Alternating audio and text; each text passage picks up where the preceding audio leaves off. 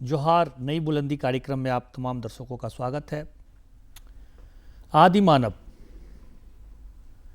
इस सभ्यता का विकास का प्रथम चरण है और वहीं से हमारी जो मानवीय सभ्यता है उसका विकास हुआ है। झारखंड में कई ऐसे स्थान हैं जहां से आदि मानव के चिन्ह प्राप्त हुए हैं। उस दिशा में काम भी चल रहा है। सभ्यता को जानने में आदि मानव के फुटप्रिंट की बहुत बड़ी भूमिका होती है। आज हम इसी विषय पर चर्चा के लिए एकत्रित हुए हैं। हमारे बीच इस चर्चा में हिस्सा ले रहे हैं डॉक्टर कंजीव लोचन जी। आप रांची विश्वविद्यालय में इतिहास विभाग के प्राध्यापक हैं। साथ ही साथ आपने इतिहास, जो आयुर्वेद का इतिहास है, उसमें आपने पीएचडी प्राप्त किया है। कई देशों का आपने भ्रमण किया है, यात्रा किया है। इंडोनेशिया का खास करके यात्रा आपने किया। कंजीव जी, आपका बहुत बहुत हमारे स्टूडियो में स्वागत है। धन्यवाद। कंजीव जी, जब हम चर्चा प्रारंभ करते हैं तो उसमें सबसे पहली बात जो छन करके आती है कि हम आदि मानव आखिर कहते किसको हैं, किसको माने हम आदि मानव? दरअसल आदि का मतलब हम सब लोगों को मालूम है कि प्रारंभ है। प्रारंभ, जो प्रारंभ के मानव थे, तो जब से मनुष्य चौपाया से दोपाया हुआ और उसके बाद में उसकी गतिविधियां ऐसी होने लगी जिसमें एप्लीकेशन ऑफ माइंड परिलक्षित होता था, तो उसी काल से मनुष्य की शुरुआत या आदि मानव की शुरुआत हम लोग मानते हैं। इसके विभिन्न चरण हैं, उनको अलग अलग ढंग से क्लासिफाई किया गया है। जैसे चरण प्रथम, द्वितीय, तृतीय, कौन कौन से? क्या है कि टेक्नोलॉजिकल पॉइंट ऑफ व्यू से इनको कुछ नाम दिए गए हैं और सारा का सारा आदि मानव का जो विस्तार है वो पाषाण काल या स्टोन एज के नाम से जाना जाता है। अच्छा। तो आदि मानव की एक परिभाषा हम लोग यह भी कह सकते हैं कि स्टोन एज के या कि पाषाण काल के जो मानव थे वही आदि मानव थे। नहीं, सामान्य लोगों को पाषाण काल भी। पाषाण काल मतलब क्या? पाषाण काल का मतलब मुख्यतः यह हुआ कि जब मनुष्य केवल पत्थर के औजारों से काम लेते थे, तो हम लोग उसको पत्थर काल भी कह सकते हैं। तो वो और उसके सबूत भी मिले, क्योंकि जैसे व्यक्तिगत तौर पर हमारा मानना है कि आदि काल से लेकर के आज तक मनुष्य सबसे अधिक लकड़ी का यूज करता है। आदि मानव भी टहनियों का या पेड़ों का कुछ कुछ ब्रांच का उपयोग करते होंगे, लेकिन चूंकि लकड़ी पेरिशेबल होते हैं, वो कुछ समय के बाद में दीमक से, आग से या पानी से नष्ट हो गए, पत्थर बचे रह गए, तो उनके सबूत पत्थर से ही मिलते हैं। और पत्थरों के जो विभिन्न स्तर हैं, तो उनको पूरा पाषाण, मध्य पाषाण, उच्च पाषाण और नव पाषाण के नाम से बांटा गया, लेकिन सब के सब पत्थर वाले ही काल है।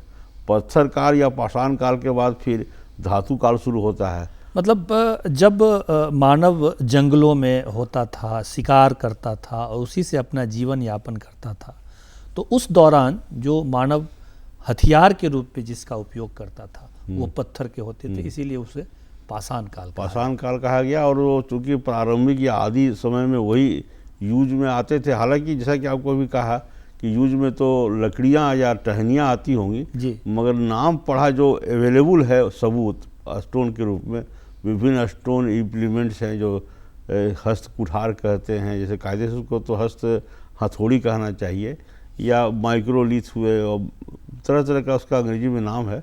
वो छोटे बड़े औजार बनाना शुरू किया और उससे वो अपना काम करते थे, चाहे वो शिकार का काम हो या आत्मरक्षा का काम सबसे अधिक होता था जी। तो आत्मरक्षा के लिए मनुष्य ने लाखों वर्ष का प्रयोग चल रहा था। किसी बच्चे ने या किसी ने पत्थर का कोई टुकड़ा जो नेचुरली अवेलेबल रहा होगा, उसको उठा करके किसी बाघ को मारा होगा, तो उसकी दक्षता या उसकी उपयोगिता समझ में आई होगी। तो इस प्रकार से चला, क्योंकि आदि मानव का इतिहास काफ़ी लंबा है, बहुत विस्तृत है। ये तो हम लोग 2000 के वर्षों के इतिहास में ज़्यादा ध्यान देते हैं, मान लिया जाए कि ईस्वी सन के प्रारंभ से, लेकिन उसके पीछे का जो आदि मानव का काल है वो तो 5-7 लाख वर्षों का है। ये फुटप्रिंट का क्या है? एक सामान्य व्यक्ति के लिए फुटप्रिंट क्या मतलब? आदि मानव कहाँ थे या नहीं थे, इसकी जांच या इसकी पहचान तो उन्हीं चीज़ों से होती है जिसको हम लोग अंग्रेजी में फुटप्रिंट्स कहते हैं। जी, चिन्ह, तो पद चिन्ह, पद चिन्ह तो क्या है कि पद चिन्ह तो मिले नहीं, लेकिन एक मुहावरा है, हम लोग मानते हैं कि पद चिन्ह है। तो वो जो उसके पत्थर के जो औजार मिले, जो उपकरण मिले, वो जहाँ जहाँ से मिले।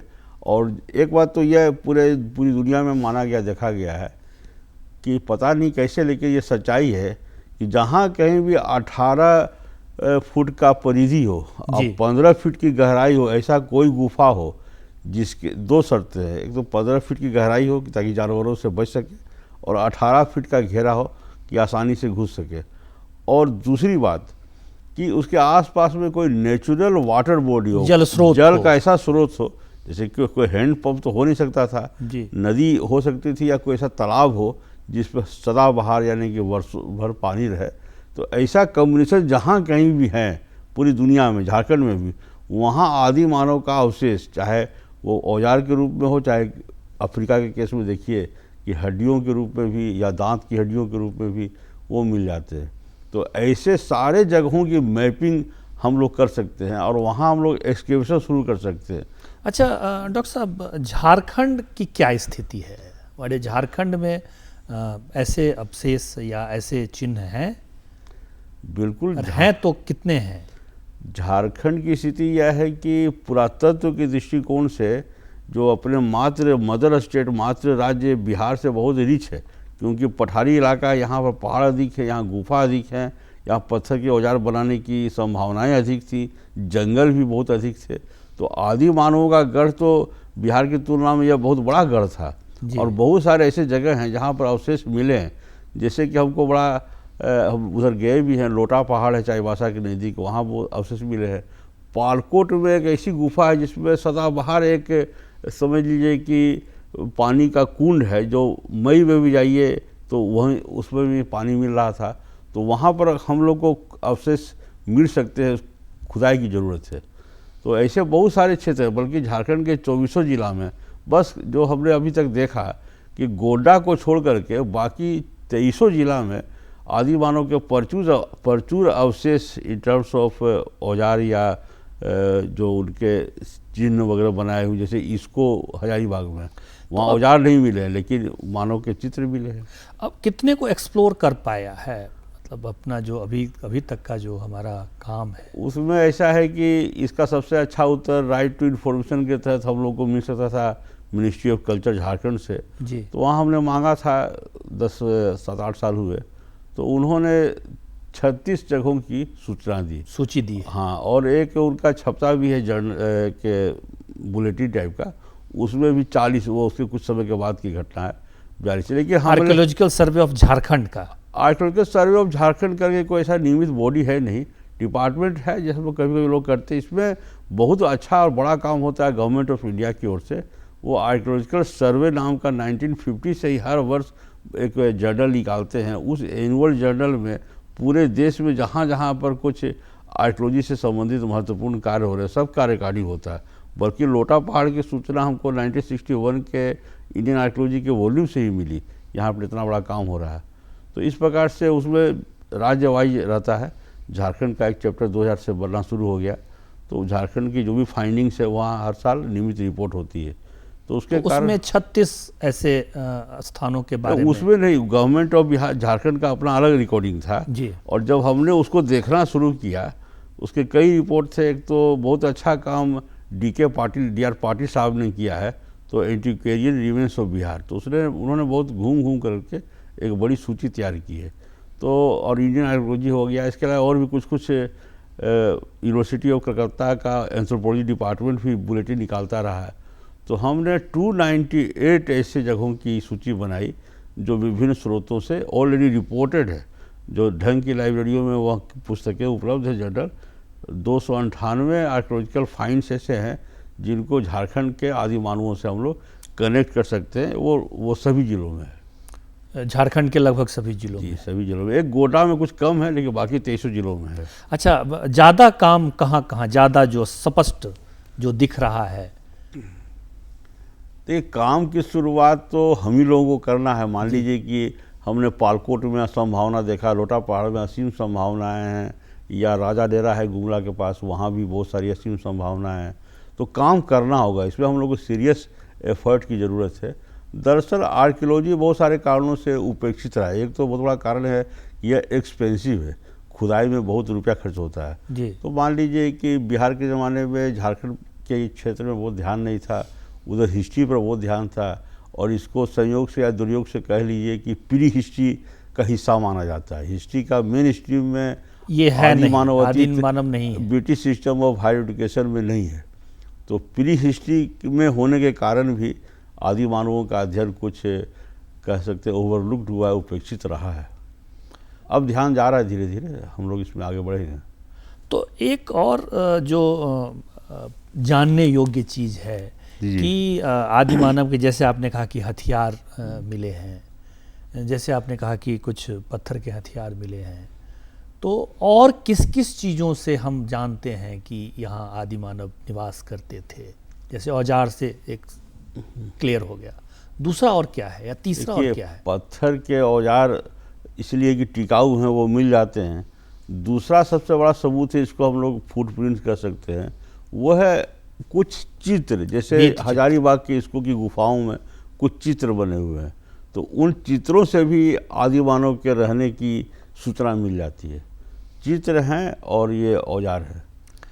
इसके अलावा कहीं कहीं कुछ राख मिले हैं। मान लीजिए औजार कोई नहीं मिला, किसी कारण से औजार गायब हो गया, लेकिन कुछ ऐसे गहराई में आर्कियोलॉजी में जनरली माना जाता है कि 60 वर्ष में 1 इंच परत चढ़ जाती है मिट्टी की।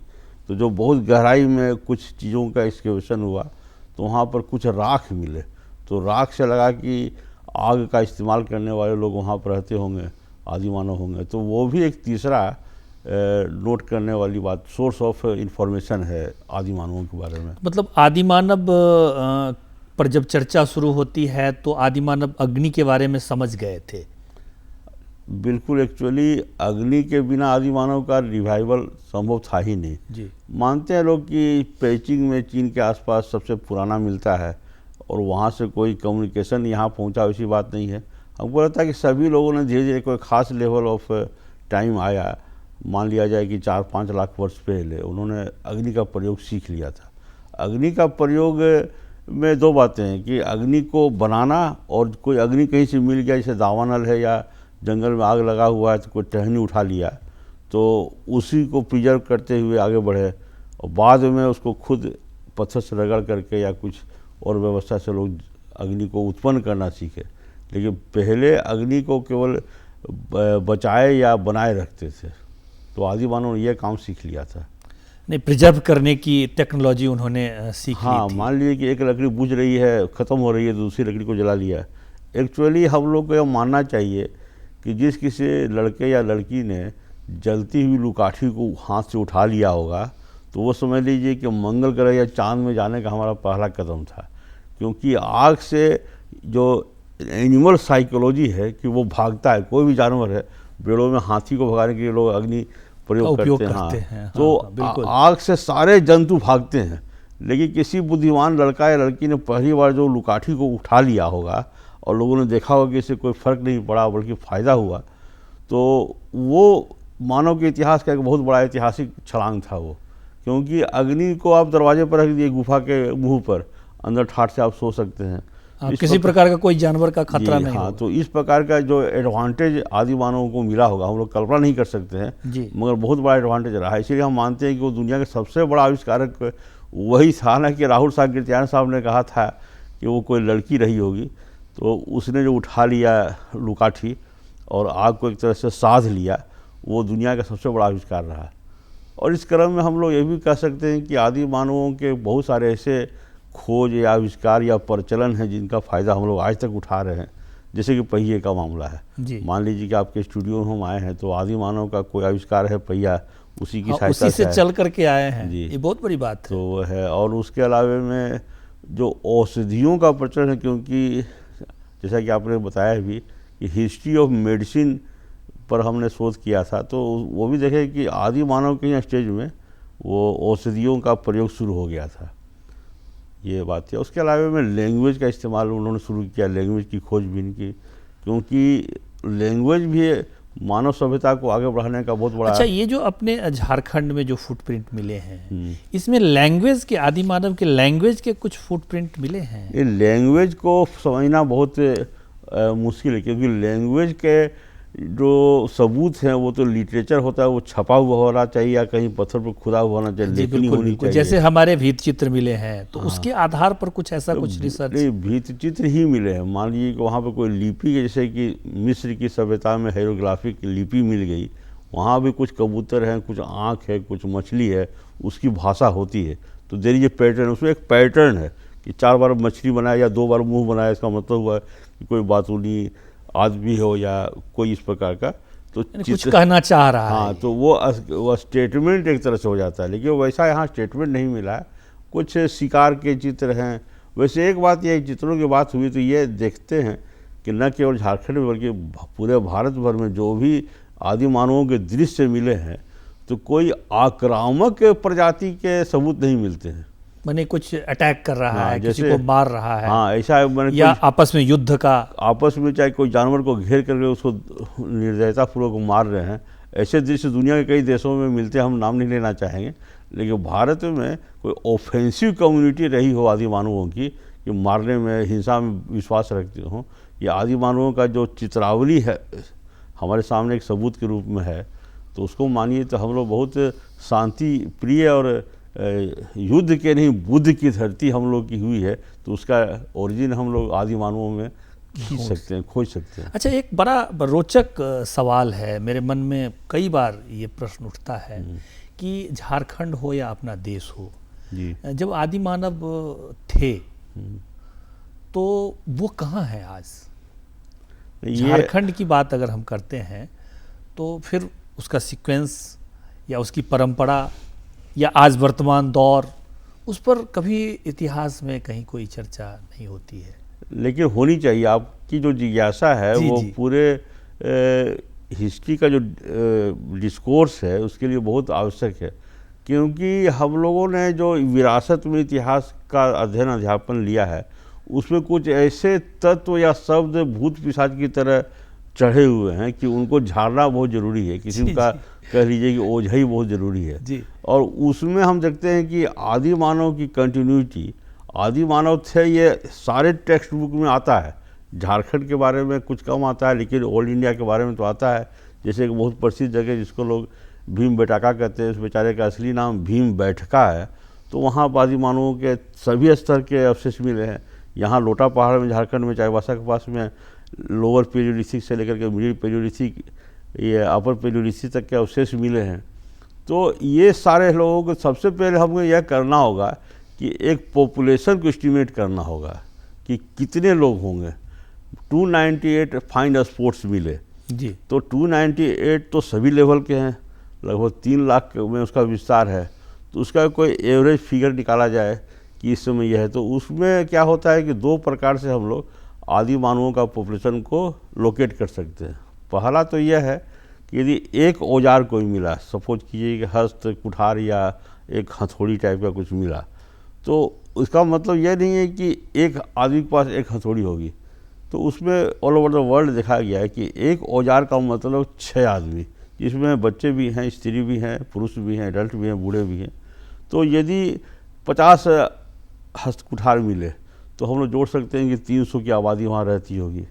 दूसरी बात यह एस्टिमेट करने की एक व्यवस्था यह है कि सेकेंड वर्ल्ड वार तक बहुत सारा कम्युनिकेशन हो गया था, बहुत सारे लोग कहीं कहीं जा के घूमते थे। तो उन्होंने देखा कि जो आदि मानव के स्टेज में रहते थे, जैसे ऑस्ट्रेलिया में, चाहे ऑस्ट्रेलिया के पास में एक मेलिनेशिया नाम का द्वीप है जी, जो वहाँ पर एक बहुत प्रसिद्ध मानव शास्त्री अटक गए थे सेकेंड वर्ल्ड वार में। उनको मना किया गया कि अब लौटिए मत, वर्ल्ड वार छिड़ गया है, खतरा है। तो वहाँ पर घूम घूम कर उन्होंने अध्ययन किया, बहुत सारे ऐसे लोगों के बहुत सारे नाम हैं। तो उन्होंने देखा कि यदि एक कोई कम्युनिटी है तो उसमें 12 फैमिली रहते होंगे और 12 से 72 या 70 की आबादी एक केंद्र में रहती थी। और मान लीजिए कि 3 किलोमीटर के दायरे में ऐसे 2 केंद्र मिल गए, तो उससे आबादी का एस्टिमेट करते हैं। तो पत्थरों के हिसाब से और जो फाइंड स्पॉट हैं उनके साइज से हम लोग इस प्रकार से जोड़ घटाव करके देख सकते हैं। तो हमने इस पर प्रयास किया था, तो देखते हैं कि पहली शताब्दी ईस्वी के आसपास में झारखंड में कम से कम तो 20 लाख आदि मानव की संततियां होनी चाहिए। अब यह सवाल उठता है कि वो कहाँ गए। मान लीजिए, गंभीर सवाल है सर। गंभीर सवाल है, क्योंकि एक बात तो यह है कि कृषि के प्रसार होने से यह हुआ कि कम जगह पर अधिक लोगों का जीवन यापन हो सकता मतलब था। माइग्रेट किए। नहीं, माइग्रेशन की संभावना है, मगर आप देखते हैं कि झारखंड में बहुत सारे ऐसे प्रदेश हैं। आज झारखंड में जो अनाज हो रहा है, तो हम लोग बाहर का अनाज से थोड़े जी रहे हैं, बहुत सारे झारखंड से ही हो रहा है। तो एग्रीकल्चरल स्पेस यहाँ काफ़ी है, कम नहीं है, बिहार या उत्तर प्रदेश की तुलना में कम है, लेकिन बहुत सारे थे। और उसके अलावा में एग्रीकल्चर पर 100% नहीं, अभी जो 1780 यानी 18वीं शताब्दी के आसपास में जो रिपोर्ट अंग्रेज़ों के सौजन्य से यहाँ आए हैं, तो उन्होंने देखा है कि जंगल में 80 प्रकार के ऐसे पेड़ होते थे जिनसे सालों भर भोजन, साग हो या पत्ते का कुछ कर लिए हों या कटहल है फल का कुछ कर रहे हों, 80 प्रकार के पेड़ ऐसे थे कि जो साल भर आपको भरपेट भोजन देने की क्षमता रखते थे। तो खाली मैदानी इलाके और खेत से ही आदि मानवों या उनकी संततियों का सर्वाइवल नहीं था। हाल तक आपको बता रहे कि 18वीं शताब्दी तक अंग्रेज़ों ने रिपोर्ट किया था कि जंगल भी जो है किस्म का भोजन यापन सप्लाई करने के बहुत बड़े साधन थे। तो यहाँ तो भी उस चीज़ों को हम लोगों ने, यानी हमारी जो पीढ़ी है, वो आदि मानव के जो संतति हैं वो कहाँ हैं, उनका सीक्वेंस क्या है, उनका इतिहास कहाँ कहाँ मिलता है, उसको अभी तक हम लोग नहीं, और उस पर हम लोगों ने ध्यान नहीं दिया। हाँ, उसका पीछे कारण यह है कि यहाँ इन्वेजन थ्योरी लेकर के, चूँकि अंग्रेज लोग खुद इन्वेडर्स थे, तो उन्होंने इन्वेजन का कई ऐसे देखते हैं कि जैसे भाई आर्य आए, कुषाण आए, हून आए, और वही हम पढ़ रहे हैं। अपनी चीज़ों को हम जी, यह अब बहुत अफसोस का बात है। जैसे कि मान लीजिए कोई आदमी कोई उद्यम शुरू करे, तो पहले अपने घर के रिसोर्स को लगाता है, और बाहर में फिर उधार या बैंक से ले। यहाँ स्थिति उल्टा है कि जो उन्होंने कह दिया आर्य आए, शक आए, हून आए, तो हम लोग उसी में लटपटा गए कि कब आए, कहाँ तक आए, कौन आए, और ये अपनी जो संततियाँ थी उनके बारे में ध्यान ही नहीं गया।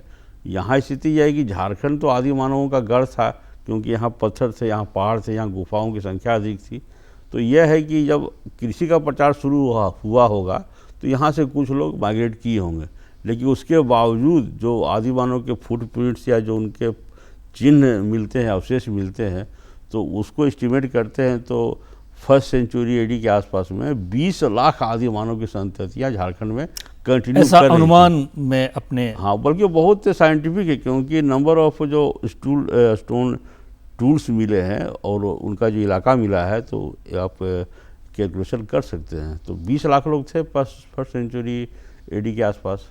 तो हमारा जो ये झारखंड है वो आदि मानव और उनकी संततियों में काफ़ी रिच रहा है जी। तो दूसरा ये है कि ऐसा भी तो मान सकते हैं कि यहाँ से भी कुछ लोग माइग्रेट करके गए होंगे। हाँ, जैसे हम मानते हैं कि बाहर से लोग यहाँ आए, तो यहाँ से भी जैसे झारखंड से गए होंगे, बिहार गए होंगे, उत्तर प्रदेश गए होंगे, उड़ीसा भी गए, होंगे, आज का पश्चिम बंगाल भी लोग गए। तो वो कुछ तो माइग्रेशन हुआ, लेकिन यहाँ के जो आदि मानव की संततियाँ थी, एक काफ़ी बड़ा पोर्शन ऐसा था जो पूरे देश के भी पैमाने में कह सकते हैं कि फर्स्ट सेंचुरी एडी के आसपास करीब 1.25 करोड़ आदि मानवों की संततियाँ, क्योंकि झारखंड में है, भारत में करीब 1200 ऐसे फाइंड स्पॉट्स मिले हैं जहाँ पर आदि मानवों के ट्रेस थे। तो उसको भी कैलकुलेट करते हुए हम लोग देख सकते हैं कि 2.25 करोड़ लोग भारत में आदि मानवों की संतति के रूप में मौजूद थे फर्स्ट सेंचुरी एडी में। और उनका पॉपुलेशन ग्रोथ क्या हुआ, क्योंकि पहले पॉपुलेशन का ग्रोथ बहुत कम था जी, तो फिर भी 1200 साल में डबल हो जाता था, ऐसा लोगों ने अनुमान लगाया है, जो पूरी दुनिया में काम हो रहा है। तो प्री इंडस्ट्रियल सोसाइटी 1800 ईस्वी के पहले के जो सोसाइटी थे वो 1200 वर्षों में डबल हो जाते थे। आज तो डबल बहुत तेज़ी से हो रहा है, लेकिन पहले वही स्थिति थी। तो उस हिसाब से भी देखते हैं, जितना टाइम और स्पेस इन्वॉल्व है, तो काफ़ी बड़ी संख्या में आदि मानवों की संततियाँ भारत में हैं। तो ऐसा हमको मानना चाहिए कि आज 7-8 करोड़ लोग ऐसे तो होंगे ही नहीं, ज़्यादा। स्थिति यह है कि देखिए, आदि मानव की संख्या को गिनने का जो एकमात्र बड़ा उपाय है, टूल्स, तो वो तो बहुत बिखर गए। जो पाए गए हैं समझ लीजिए उनका 10 गुना विलीन हो गया, डैम में विलीन हो गया, खदान हो रहा, कोयले का खदान हो रहा है, उसमें हजारों अवशेष नष्ट हो गए। एक पीओ बोर्डिंग साहब थे तो उन्होंने अकेले संताल परगना जो पुराना जिला था, दुमका, देवघर, जामताड़ा सब मिला करके, वहाँ उन्होंने 2217 टूल्स खोज निकाले थे। तो इस प्रकार के टूल्स की संख्या तो बहुत अधिक थी। अच्छा, एक चीज़ और मेरे मन में बड़ा बस प्रश्न है कि आदि मानव के इतिहास, आदि मानव के फुटप्रिंट एक सामान्य व्यक्ति को क्यों जानना चाहिए? देखिए, आदि मानव हमारी जड़ है जी। यदि कोई पेड़ हो या कोई परिवार हो, जब तक अपनी जड़ों से नहीं जुड़ा हुआ रहेगा तो वो एक तरह से बहुत कमज़ोर रहेगा। तो आदि मानव की जो उपलब्धियां थी वो कितना एडवर्स कंडीशन रहा हो, हम लोग जिस प्रकार से बात कर रहे हैं, मान लो कल्पना कीजिए कि वहाँ पर एक बाघ के गुर्राने की आवाज़ आ रही है, तो कहाँ से क्रिएटिविटी आएगी? तो उस महान एडवर्स परिस्थितियों में आदि मानव ने इतना कुछ कर लिया, तो वो प्रेरणा का बहुत बड़ा स्रोत है। तो उस लिहाज से जानना चाहिए। और उसके अलावा हम लोग को यह भी देख रहे हैं कि आदि मानव ने जो 2-3 आविष्कार किए, इसमें एक फैमिली भी है। फैमिली सिस्टम कितना ज़रूरी है, इसकी भी जानकारी आदि मानवों के अतीत से मिलती है। क्योंकि एक बात यह है कि मनुष्य बायोलॉजिकली हम लोग स्ट्रॉन्ग नहीं है। हमारा जो पाचन सिस्टम है या जो हमारी चमड़ी है वो हम लोग रोएदार है नहीं। सबसे बड़ी बात यह है कि कोई जो मानव संतान जो उत्पन्न होता है उसको सबसे अधिक केयर की ज़रूरत है। बहुत सारे जानवर है, चाहे हंसनी वगैरह, हाँ, कि पैदा होते ही वो एक तरह से एडल्ट हो जाता है। पक्षियाँ, पक्षी बहुत सारे एडल्ट हो जाते हैं, लेकिन मानव एक ऐसा प्राणी है कि जिसको ध्यान देने के लिए 2-3 साल तक ध्यान देना पड़ता है। और मानव ही एक ऐसा कह लीजिए कम्युनिटी है कि जो नॉन मदर बीइंग भी पाल सकती है। आपकी अपनी माँ नहीं हो हमारी, तो हमारी मौसी है, चाची है, ये पालन करती है। ये बाकी किसी जानवरों में ऐसा नहीं है। तो इस प्रकार से हम लोग सोशल आदमी हैं और लाचारी में हैं। हम लोग कोई अपने फिजिकल पावर से आगे नहीं बढ़ सकते, हम लोग सोशल सिस्टम से आगे बढ़ सकते हैं। अच्छा, अंत में क्या कहना चाहेंगे चंद शब्दों में? एक बात तो ये निवेदन करना चाहेंगे इस फोरम के माध्यम से, आप लोगों के माध्यम से, कि आदि मानव, देखिए डेमोग्राफी इज डेस्टिनी, अगस्त कौन तो बहुत बड़े सोशलोजिस्ट हुए थे कि जनसंख्या विज्ञान जो है वो सबसे महत्वपूर्ण विज्ञान है, तो उस पर पूरा ध्यान हम लोगों को होना चाहिए। जनसंख्या विज्ञान पर ध्यान देना चाहिए। झारखंड में आदि मानव के पदचिन्ह मिले हैं और बड़े संख्या में मिले हैं, और बहुत संख्या में लोग यहाँ निवास करते थे। यहाँ से लोग माइग्रेट किए और बड़ी बड़ी विषम परिस्थितियों में भी यहाँ लोगों ने अपना निवास बनाया। ऐसे तमाम आदिमानव से संबंधित हम लोगों ने चर्चा किया। हम इस चर्चा को यहीं विराम देते हैं। ऐसे ही विषय को लेकर के हम आपके सामने में उपस्थित होते रहेंगे।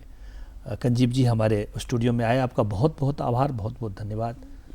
तब तक के लिए हम अपनी टीम के साथ विदा लेते हैं। जोहार। धन्यवाद।